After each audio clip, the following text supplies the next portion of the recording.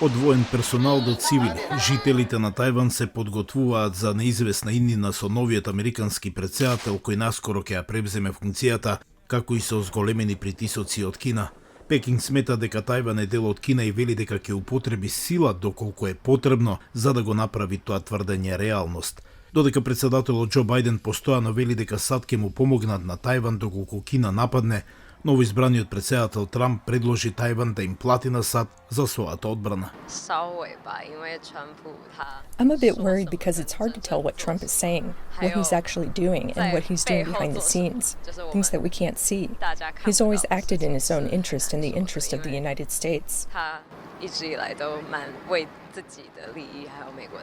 Како што Трамп ги избра истакнатиот кинески критичар Марко Рубио и Мајкл Волц за потенцијални кандидати за кабинетот, неговите коментари за Тајван беа нејасни. Еве го одговорот на Трамп во јули 2023 година во интервју за Fox News. I don't want to say what I'm thinking.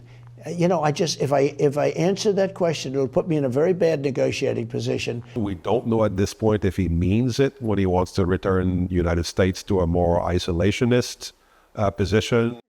Позицијата на Кина е јасна од оваа пресконференција на 7 ноември. 中国坚决反对任何形式的美台官方往来，这一立场是一贯明确的。 Некои жители на Тајван мислат дека вредностите на демократскиот остров ќе помогнат да се зацврстат односите со САД и со држави со исти вредности. 川普为了显示跟拜登的不同，所以有一些他个人的态度，但是我想这个应该不想台湾在美国或是世界防御的线上的一个价值。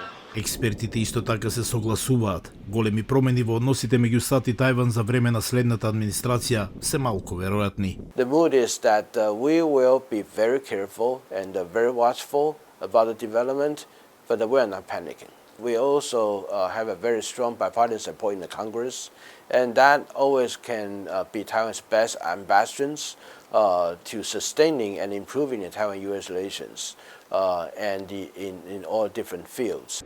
И додека Тајван продолжува да биде близок со САД и да се подготвува за предстојната администрација на Трамп, Кина го зголемува воениот притисок кон островот уште откако тајванскиот претседател ја превзеде функцијата во мај со вежби околу Тајван и упади на крајбрежната стража.